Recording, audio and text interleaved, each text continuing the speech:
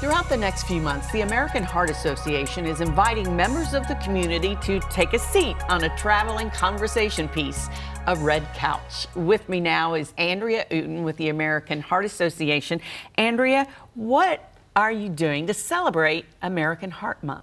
Well, I am so pleased that you asked. We are really excited about Heart Month because we are doing everything we can to reclaim our rhythm and really focus and bring attention to everything that people need to do to live healthier, longer lives. You talked about reclaiming your rhythm, the theme.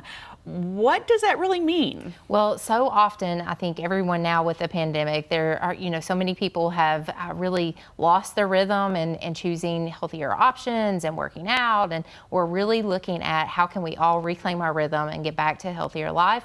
How can we make better choices that are going to help us to live those longer, healthier lives? I think a lot of us could use that advice. Myself included. After this long haul. But what activities will help us achieve that? What habits to get our rhythm back? Well, I think there's definitely certain things that we can all be doing that would help us. Exercise is obviously one of those. So moving more, getting your rhythm and actually, moving and dancing, trying to find ways to make our bodies move and live healthier that way.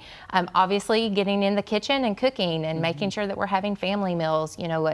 Studies show that the more often we sit down as a meal, as a family to eat meals, we're making those healthier options and really enjoying those foods and eating vegetables and fruits and things like that. Of course, blood pressure is a real indicator of heart disease and cardiovascular disease. So whatever we can do to make sure we're keeping track of the beat. What is our blood pressure? What does that look like? How can we try to make sure that we're monitoring that? And if we're seeing that we're having problems, that we're actually doing some things to control that. So, talking with your doctor, seeing if there are other ways to control your blood pressure. And of course, I would be remiss if I didn't mention learning CPR. Hands-only CPR can save lives. We know that, if everyone would just take a moment to learn this life-saving skill, you could really save the life of someone that you really care about or an innocent person on the street. And God forbid you're in that situation and you feel helpless. So that's great for everyone.